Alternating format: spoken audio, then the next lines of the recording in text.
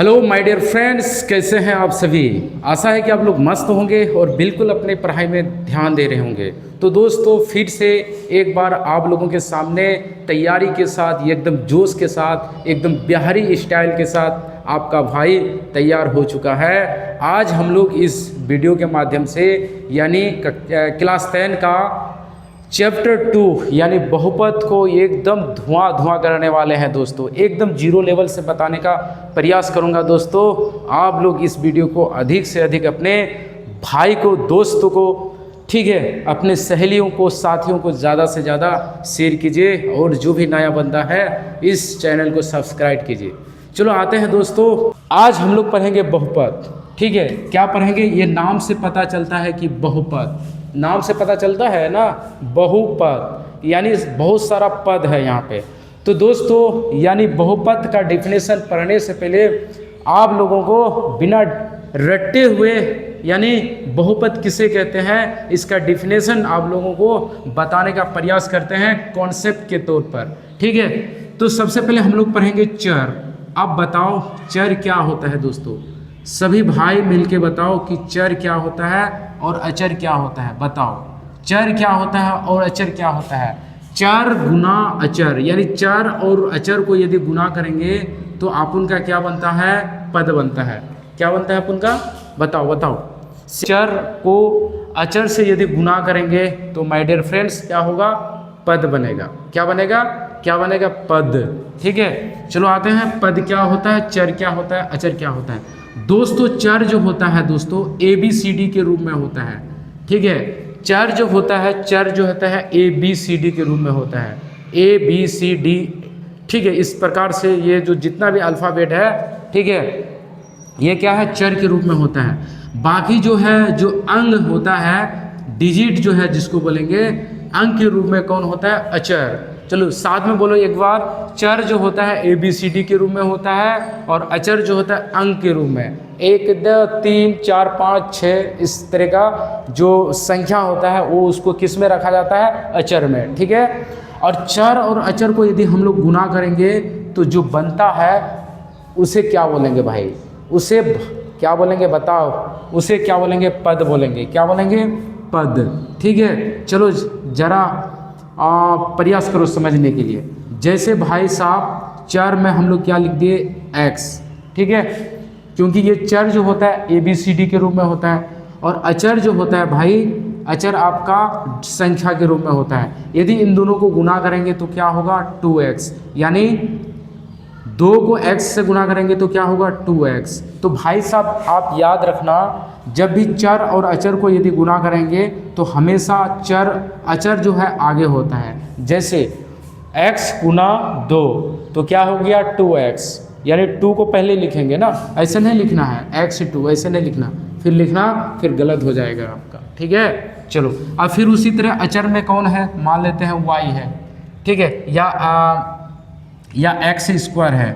ठीक है, या m है, ठीक, या t है। ठीक है, तो अब यहाँ पे कोई भी ले लो, अचर में 3 ले लो, यहाँ पे 4 ले लेते हैं, यहाँ पे 5 ले लेते हैं। चलो इसे गुना करते हैं भाई साहब। 3 को y से गुना करेंगे तो क्या होगा? 3y। y3 नहीं लिखना है, ठीक है, y3 नहीं लिखना है। फिर 4 को m से गुना करेंगे तो क्या होगा? 4m। फिर 5 को t से गुना करेंगे तो 5t। जो ये जो दिख रहे हैं आपका ये आपका हो गया पद। क्या हो गया? ये आपका क्या हो गया? पद हो गया। अब सभी पदों को जोड़ेंगे। ठीक है, यानी सभी पदों को जोड़ेंगे, यानी 2x है plus 3y plus 4m plus 5t। यदि इस प्रकार से जोड़ेंगे श्रेणी क्रम द्वारा, ठीक है, एक एक करके जोड़ेंगे, जो बनता है तो ये क्या बनेगा भाई? ये बहुपद बन गया। ये क्या बनेगा? बहुपद। ठीक है, ओके। यानी बहुत सारा पदों के समूह को क्या बोलेंगे? बहुपद बोलेंगे। क्या बोलेंगे? बहुपद। अब इसका डिफिनेशन आप लिख सकते हैं कि बहुपद किसे कहते हैं भाई? बहुपद किसे कहते हैं? ठीक है, तो एग्जाम में तो नहीं आया है, ठीक है, लेकिन कभी कभी आपको मास्टर साहब पूछ देगा कि बहुपद क्या होता है, तो आप बता देना भाई बहुत सारा यानी अनेक पदों के समूह को क्या बोलेंगे वो दोस्तों? अनेक पदों के समूह को बहुपद कहेंगे। क्या कहेंगे? बहुपद कहते हैं। क्या कहते हैं? बहुपद कहते हैं। ठीक है भाई, यानी बहुपद किसे कहते हैं? अनेक पदों के समूह को क्या बोलेंगे भाई साहब? बहुपद बोलेंगे। क्लियर? क्या जी, क्लियर हो गया? ठीक, अब हम लोग समझेंगे कि बहुपद को किस प्रकार पहचाना जा सकता है। ठीक है, एग्जाम में बहुत आया है और ऑब्जेक्टिव क्वेश्चन में पूछा जाता है भाई साहब कि बहुपद इनमें से कौन बहुपद है। तो आपको ट्रिक याद, आपको बेसिक याद नॉलेज रहेगा तब ना। ठीक है, चलो जी हम लोग बहुपद का और भी बेसिक समझते हैं। बहुपद को पहचानने की विधि, बहुपद को पहचान की विधि, बहुपद को पहचानने की विधि जरा बताओ। इसको आप लोग अच्छी तरह से नोटबुक में लिखते जाना है दोस्तों। बहुपद को कैसे पहचानेंगे बताओ। पहचानने का भी कुछ नियम होता है, ट्रिक होता है दोस्तों। ठीक है, देखो बहुपद को पहचानने का पहला नियम क्या है, पहला कंसेप्ट क्या है कि बहुपद यानी चर में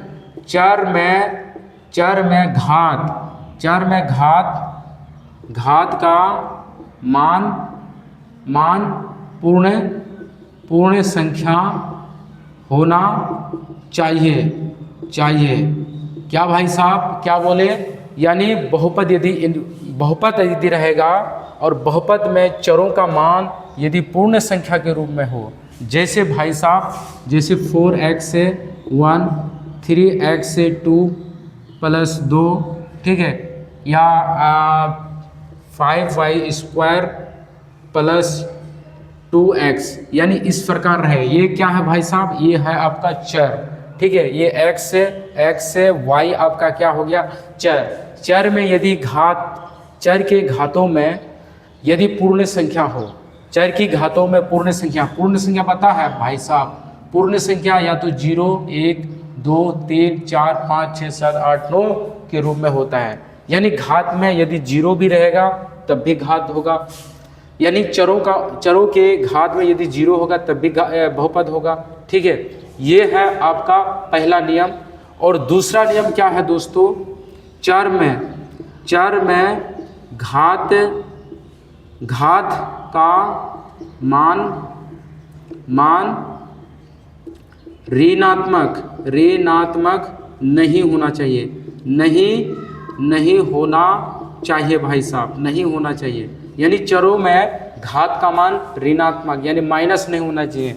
जैसे भाई चलो इसी को लेते हैं x पे पावर -1, तो इस तरह से होगा तो बहुपद वहाँ पे नहीं होगा। ठीक है, यदि फिर 3x² माइनस यहाँ चलो मान लेते हैं +2, तो क्या ये बहुपद होगा? नहीं होगा, क्योंकि चर का मान घात का मान माइनस है, तो माइनस कदापि नहीं होना चाहिए। यदि चरों में घात का मान माइनस हो रहा है तो वो बहुपद नहीं होगा। ठीक है, तो यहाँ पे नहीं होना चाहिए दोस्तों। ठीक है, और अगला क्या है जी? अगला दोस्तों, अगला बेहतरीन समझना है दोस्तों।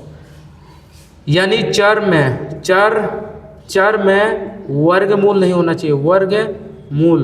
वर्गमूल नहीं, यानी रूट नहीं होना चाहिए दोस्तों। चरों में रूट, यानी चलो इस तरह से लिख देते हैं भाई, रूट नहीं होना चाहिए दोस्तों। यानी चरों में रूट नहीं होना चाहिए। जैसे दोस्तों, जैसे 2√x या 3√x +2, ठीक है, इस तरह से नहीं होना चाहिए। चर के ऊपर में रूट नहीं होना चाहिए। जरा बताना, चरों के ऊपर में रूट नहीं होना चाहिए। यदि चरों के ऊपर में रूट होगा, ठीक है, तो वहाँ पे ब्याही स्टाइल से बोलना कि नहीं होगा, ये बहुपद नहीं होगा, ये नहीं बारू, ये बहुपद नहीं बारू। ठीक है, चलो ये क्या बहुपद होगा? नहीं होगा। क्या ये बहुपद होगा भाई? क्या ये बहुपद होगा? नहीं होगा, क्योंकि चर, ये क्या है? चर क्या होता है? जो ABCD यानी अल्फ़ाबेट के रूप में हो। ठीक है, तो ये चर के ऊपर में क्या है? रूट है, तो रूट नहीं होना चाहिए। यदि रूट होगा तो वहाँ पे बहुपद नहीं होगा। ठीक है। अब दूसरा चौथा दोस्तों, क्या अचर में रूट होगा तो चलेगा? हाँ चलेगा, अचर में रूट होगा तो चलेगा। अचर में रूट होने होगा, ठीक है।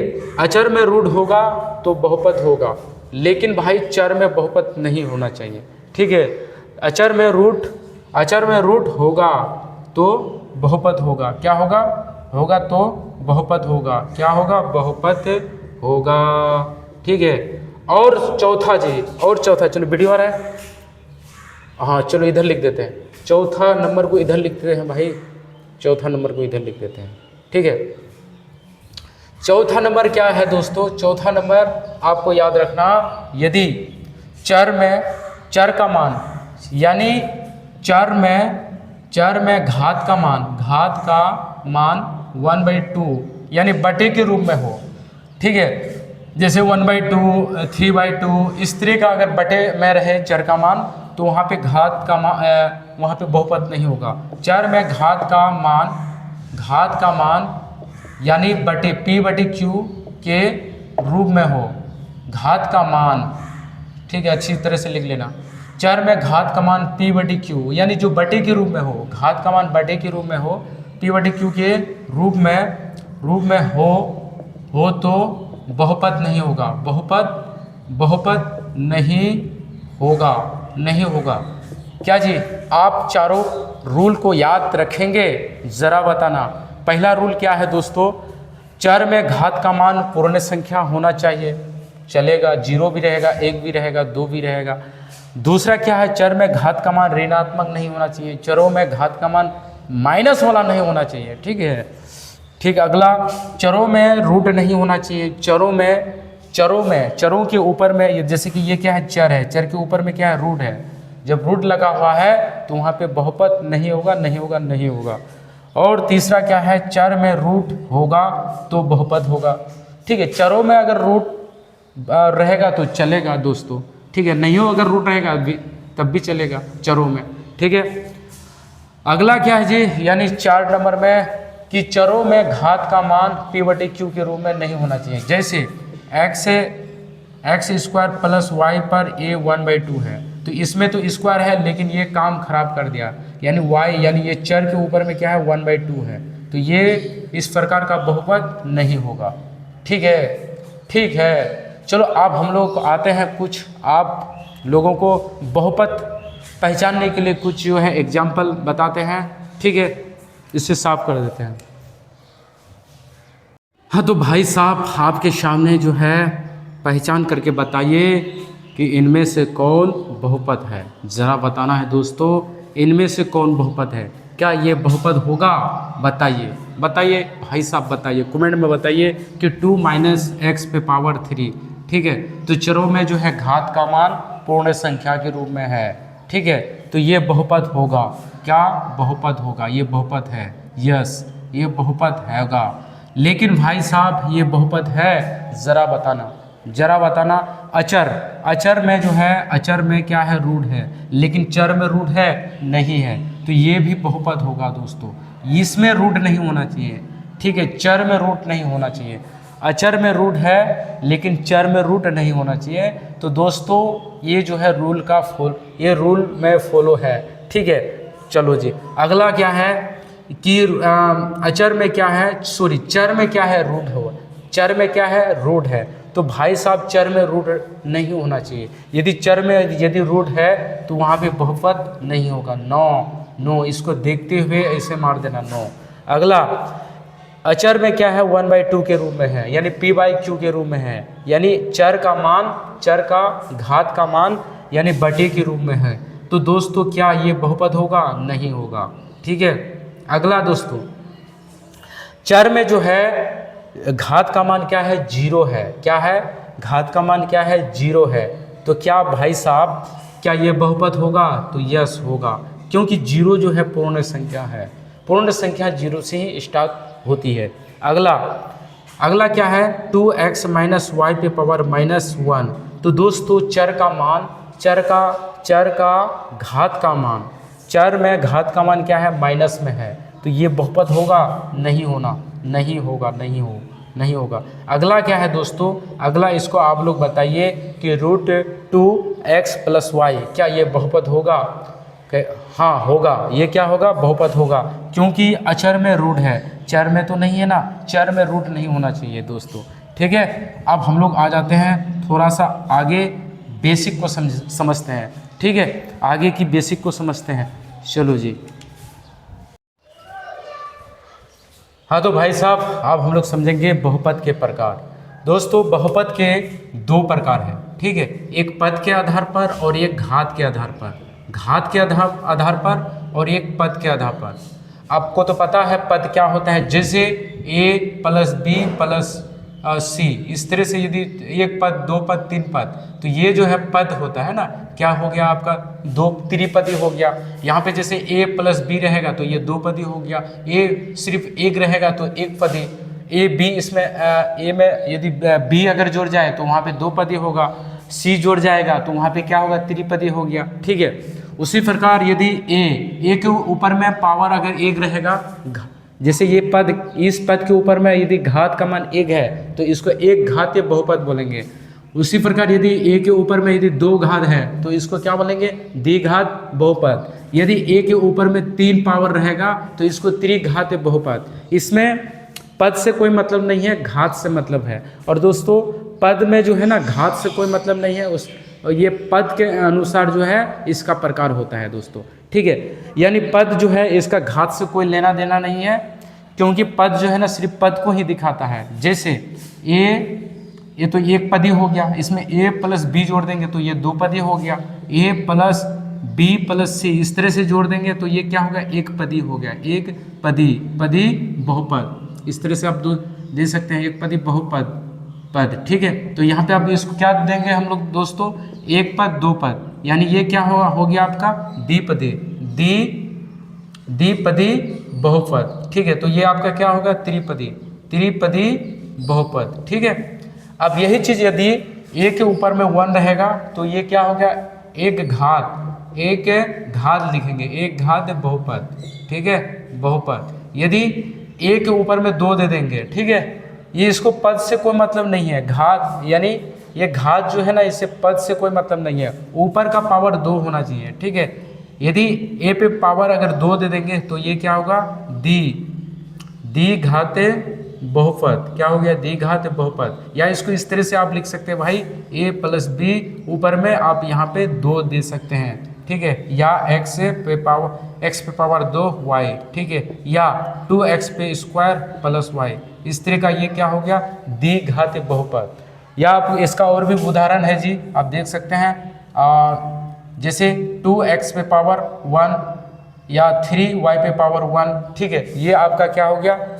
एक घातीय बहुपद है, यानी चर का मान ये डिसीजन लेता है। ठीक है, अब यहाँ पे ये क्या है? पद को दिखाता है। यहाँ पे समझ में आ गया? अब यहाँ पे क्या होगा? a पे पावर 3 रहेगा तो क्या होगा? ये क्या होगा? त्रिघातीय बहुपद। ठीक है, कभी कभी ये जो इस तरह से लिखा हुआ रहता है त्रिघात बहुपद में, x पे पावर 3 + y + z। ठीक है, तो ये भी होगा। ठीक है, इसे पद से कोई लेना देना नहीं होता है। ठीक है, ये किससे लेना देना है? इससे घात से। ठीक है, समझ में आ गया? अब अच्छी तरह से आप लोग इसको उतारे, ठीक है, अपने नोटबुक में। चलो आते हैं हम लोग थोड़ा सा और भी कुछ कंसेप्ट को समझते हैं। चलो भाई समझते हैं रेखिक बहुपद के शून्य, जो कि बहुत इंपॉर्टेंट है। ठीक है, रेखिक बहुपद के शून्य। ठीक है, तो ये रेखिक बहुपद का ये जो है व्यापक रूप है। ये क्या है? व्यापक रूप। ठीक है, व्यापक रूप है, यानी रेखिक बहुपद का व्यापक रूप है, यानी ax + b। ठीक है, इसे हमें x का मान लाना है। ठीक है, x का मान लाएंगे तो क्या होगा दोस्तों? ax + b = 0। तो ये b उधर जाएगा जी, ax से बराबर, तो ये उधर जाएगा तो क्या होगा? माइनस में। फिर यहाँ पे x का मान निकालेंगे तो -b/a। ठीक है, चलो एग्जाम के तौर पर समझते हैं। यानी दोस्तों इस रेखिक बहुपद का शून्य का आपका क्या हो गया? आपका क्या होगा? -b/a हो गया, यानी ax + b का शून्यांक आपका क्या होगा माइनस बी बाई ए। ठीक है, आप इसको अच्छी तरह से अपने नोटबुक में उतारे। ठीक है, अब इसको एग्जाम के तौर पर समझाने का प्रयास करते हैं दोस्तों। चलो मान लेते हैं कोई रेखिक बहुपद क्या है, चलो रेखिक बहुपद मान लेते हैं यहाँ पे रेखिक बहुपद। ठीक है, देखो बहुपद को दोस्तों पी एक्स में दिखाया जाता है, बहुपद को पी एक्स के रिस्पेक्ट में दिखाया जाता है दोस्तों। जहाँ पे पी एक्स रहेगा तो वो क्या हो गया बहुपद। जैसे जोड़ का चिन्ह क्या होता है इस प्रकार, माइनस का चिन्ह क्या होता है इस प्रकार, ठीक है, भाग का चिन्ह इस प्रकार। तो उसी प्रकार बहुपद को जो दिखाया जाता है, ठीक है, आप यहाँ पे बहुपद के रूप में इसको दिखा सकते हैं। यानी ये आपका बहुपद हो गया, ये रेखिक बहुपद हो गया। यानी पी एक्स बराबर एक्स ए एक्स प्लस बी। ठीक है, अब यहाँ से हमें एक्स का मान निकालें, क्या हो गया माइनस बी बाई ए, जो कि ए एक्स प्लस बी का शून्यंक है माइनस ए बाई बी। अब शून्यंक को समझते हैं। ठीक है, यानी क्या है दोस्तों 3x प्लस 2, ये आपका रेखिक बहुपद है। क्या है रेखिक बहुपद। अब रेखिक बहुपद को किससे दिखाया जाता है पी एक्स के रिस्पेक्ट में, यानी 3x प्लस 2। अब हमें जो है यानी बहुपद में क्या पुट करेंगे, जीरो पुट करेंगे, शून्य निकालना है हमें। ठीक है, तो क्या होगा इसके जगह में क्या बैठाएंगे दोस्तों 3x प्लस 2 बराबर 0। ठीक है, अब यहाँ पे क्या होगा 3x बराबर ये उधर जाएगा ना -2। अब x का मान निकालेंगे तो क्या होगा -2/3, यानी x का मान कितना आया ब्रो -2/3 आया। अब यहाँ पे हमें क्या करना है यानी बहुपद, यानी px ये क्या है बहुपद है ना, बहुपद यानी 3x प्लस 2 में x का मान बैठाने पर शून्य का आएगा। x का मान बैठाएंगे तो क्या होगा शून्य होगा। जैसे ये x का मान कितना आया है -2/3, तो ये पी एक्स के जगह में x के जगह में -2/3 बैठाएंगे दोस्तों। तो जहाँ जहाँ x है वहाँ क्या बैठाएंगे -2/3, फिर प्लस 2, ये 3 कट जाएगा, बड़ा बचेगा क्या -2 और प्लस 2। तो ये क्या हो गया अपन का, क्या हो गया दोस्तों ये 0 हो गया। तो इसलिए जो है यानी 3x प्लस 2 का शून्य का आपका क्या हो गया -2/3। उसी प्रकार यहाँ पे आप देख सकते हैं कि ax प्लस बी बराबर 0। तो यहाँ पे ये जो है ax प्लस बी ये बहुपद के रूप में ये p से इसे दिखाए। ठीक है, अब हमें यहाँ पे क्या करना है 0 निकालना है, यानी रेखिक बहुपद का शून्यक निकालना है, यानी x का मान निकालना है। तो x का मान निकाले तो क्या हो गया यहाँ पे -b/a। ठीक है, यानी ax प्लस b का शून्यंक क्या है आपका -a/b। जैसे कि आपको एग्जाम्पल के तौर पे यहाँ पे आपको बताए कि 3x प्लस 2 बराबर 0, ये क्या है आपका रेखिक बहुपद। अब ये रेखिक बहुपद है तो बहुपद को px से दिखाया जाता है। ठीक है, तो px बराबर 3x प्लस 2। अब बहुपद में हमें क्या पुट करना है 0 पुट करना है। तो px यानी px का मान कितना है, तो px के जगह में क्या बैठाएंगे 3x प्लस 2 बराबर 0। ठीक है बाबू, अब यहाँ पे क्या करना है, ये दो भाई साहब उधर जाएगा, 0 का उधर जाएगा, तो ये क्या उधर जाएगा तो क्या होगा माइनस, फिर x का मान निकालेंगे तो क्या हो गया, ठीक है, ये -2/3 आएगा। यानी x का मान अपन का कितना आया -2/3 आया। अब ये x का मान आया, अब बहुपद में x का मान जो आया है उसमें यदि हम लोग बैठाते हैं तो वहाँ पे क्या आता है 0 आता है, इसलिए जो है इसका शून्य कहा जाता है।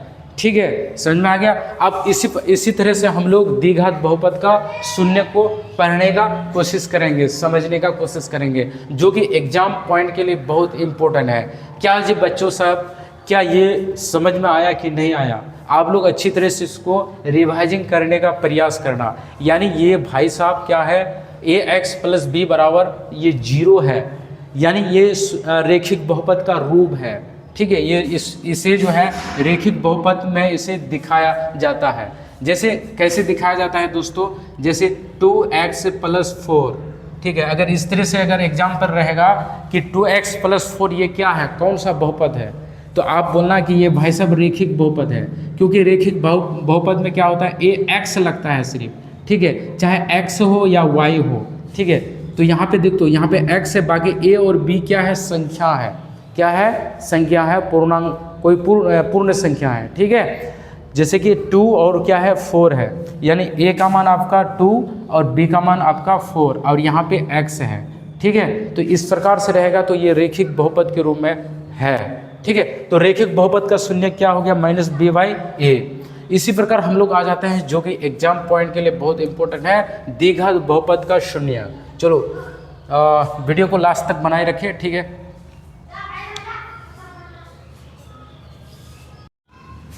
हाँ तो भाई साहब, आपके सामने द्विघात बहुपद का कुछ सूत्र यहाँ पे लिखे हैं जो कि एग्जाम पॉइंट के लिए बहुत इंपॉर्टेंट है, ठीक है। यानी द्विघात बहुपद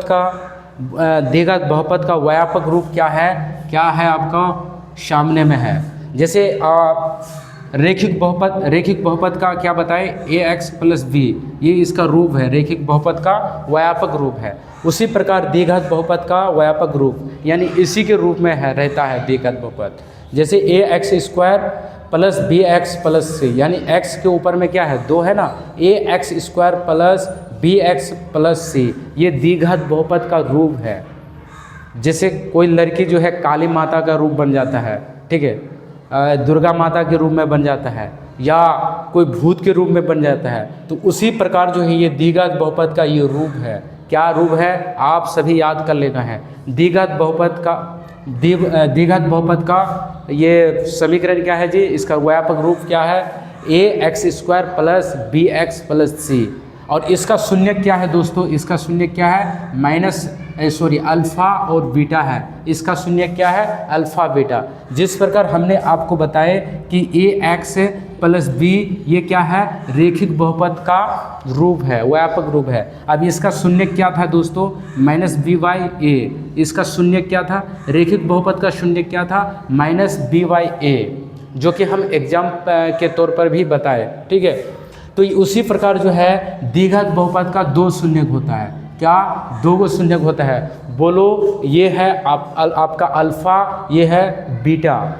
यानी द्विघात बहुपद का शून्य क्या होता है, 2 होता है, अल्फ़ा बीटा। यदि इसमें एक फार्मूला होता है दोस्तों, यानी शून्य का योग, ये आपका शून्य का योग, यानी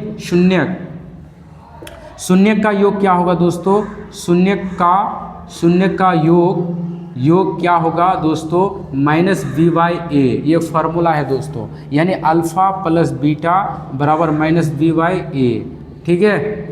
अच्छी तरह से आप लोग इसको नोट करते जाए।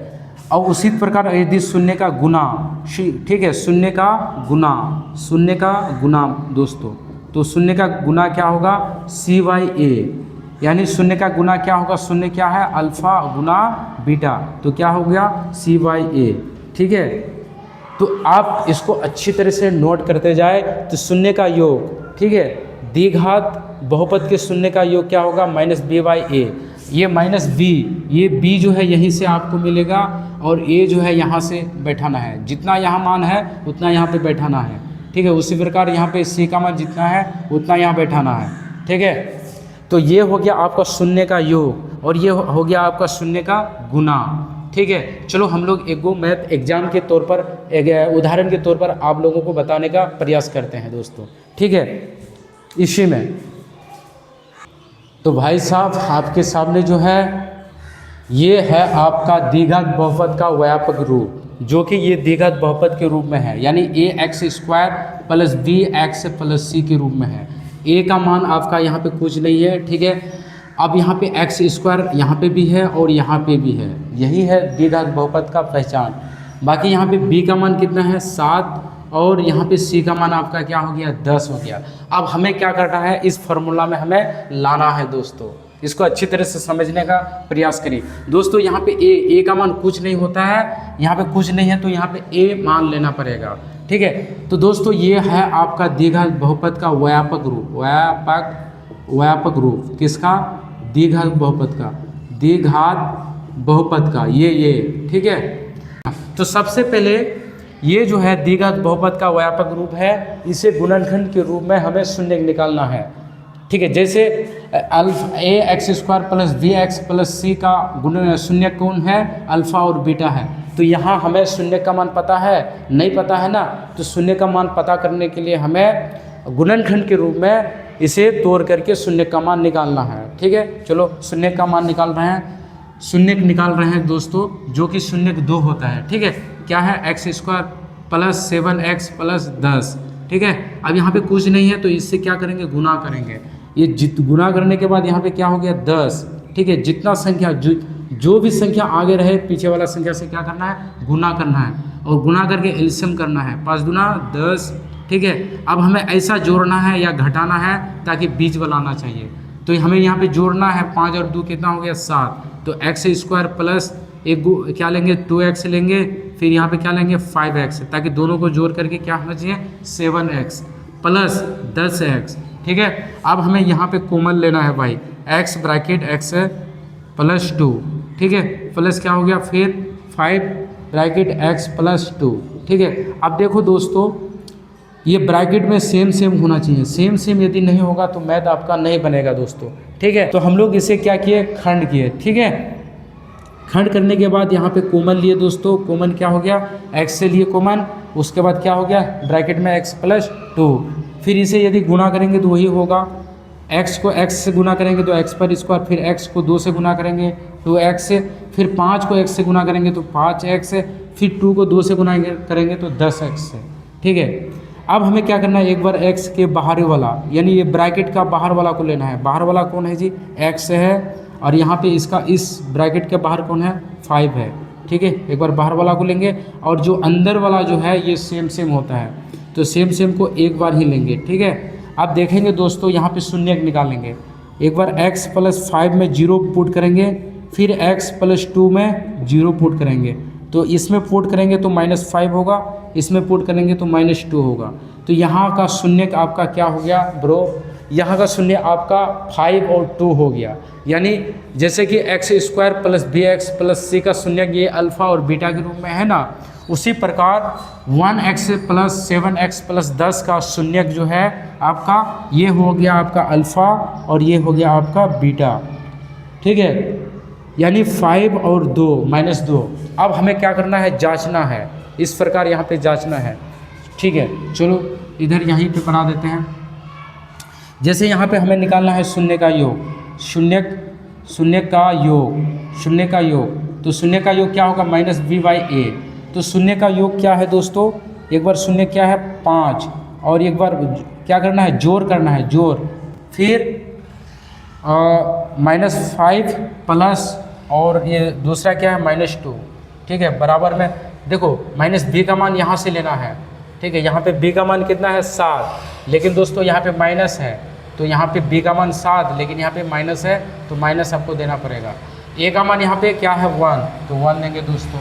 अब यहाँ पे क्या करेंगे दोस्तों -5 और प्लस -2 बराबर -7/1। तो दोस्तों इधर वाला पक्ष और इधर वाला पक्ष क्या है, बराबर है, यानी -5 और -2, 5 टका कर्जा फिर 2 टका कर्जा, कितना टका कर्जा होता है 7 टका कर्जा, फिर इधर भी आप उनका क्या है -7 है, तो दोनों तरफ बराबर है ना। अब फिर आते हैं शून्य का गुना, यानी शून्य का